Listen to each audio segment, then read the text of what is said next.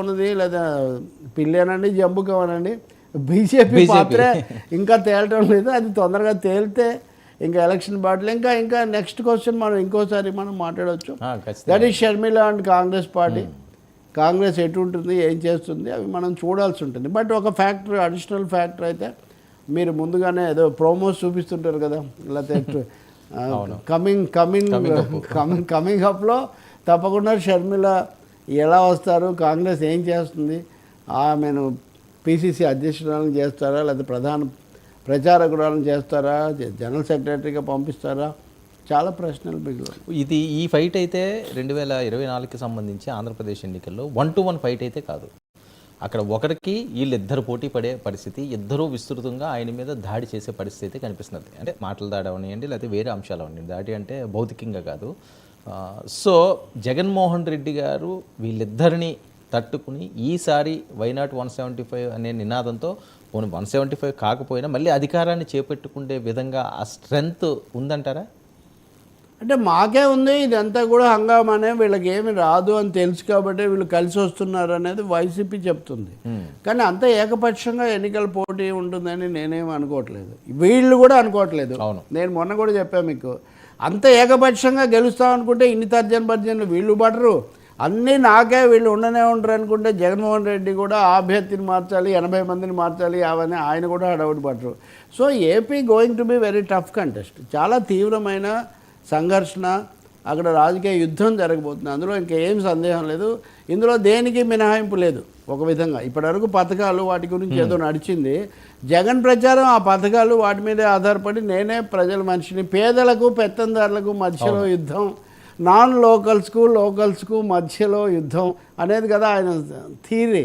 అందువల్ల అదే థీరీ ఎక్కువగా ప్రచారం చేయడానికి వాళ్ళు ప్రయత్నిస్తారు. పవన్ కళ్యాణ్కి ఒక అస్తిత్వమే లేదు, వ్యక్తిత్వమే లేదు, ఆయన కేవలం వీళ్ళ మనిషే, కేవలం చంద్రబాబు కోసమే చేస్తున్నారు. సో పవన్ చంద్రబాబు ఒక్కరే అన్న పద్ధతిలో వాళ్ళ ప్రచారం జరుగుతుంది. ఇప్పుడు ఓట్ల చీలిక, ఓట్ల కలయిక ఎలా ఉంటుంది అన్న అంశం కూడా రేపు ఈ ఫలితాన్ని చాలా నిర్దేశిస్తుంది. కాబట్టి ఎవరు ఏకపక్షంగా మేమే గెలుస్తాము అనే పరిస్థితి ఇప్పటికింకా ఏపీలో లేదు.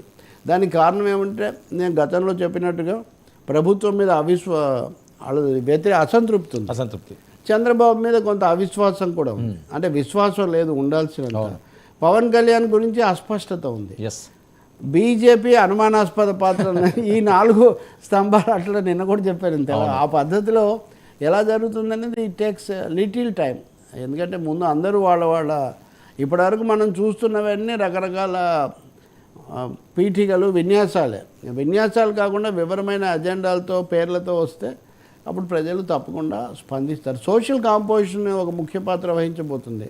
కులాల గురించి చాలా రభస జరిగింది.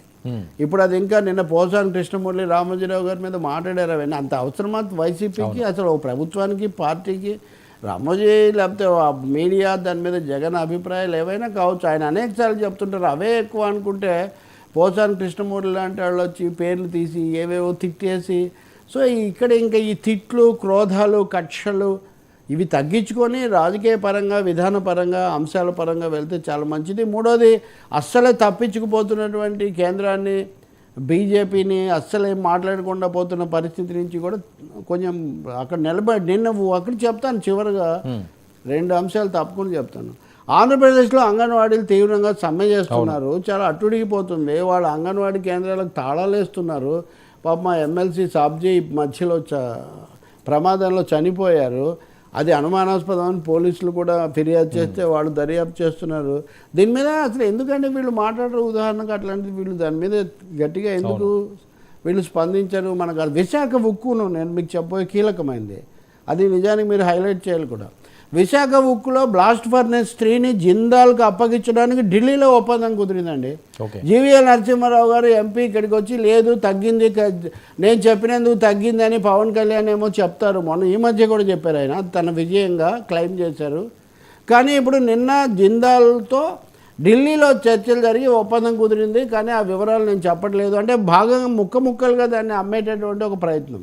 బ్లాస్ట్ ఫర్నెస్ 3కి బిడ్స్ ఆహ్వానించాము, అది ఇదంటే జేడీ లక్ష్మణ్ వేశారు, తెలంగాణ ప్రభుత్వం వేసింది, అప్పుడు కేసీఆర్ ప్రభుత్వం, ఇవన్నీ జరిగింది. చివరికి ఏమవుతుంది, జిందాల్స్కు దాన్ని అప్పగించడం అనేది జరుగుతుందని చాలా రోజులుగా సన్నాహాలు జరుగుతున్నాయి.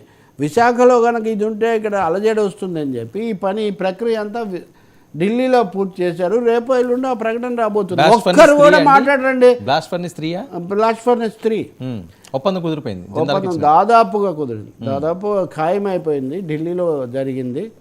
మేము ఎందుకంటే కేంద్రం ఎప్పుడు మేము ఆపామని చెప్పలేదు కదా. మరి ఈ మహామహులు ఆంధ్రప్రదేశ్ ప్రయోజనాల గురించి అంకితం అయ్యామనే వాళ్ళు అహోరాత్రులు మాట్లాడేవాళ్ళు అదేమంటారు.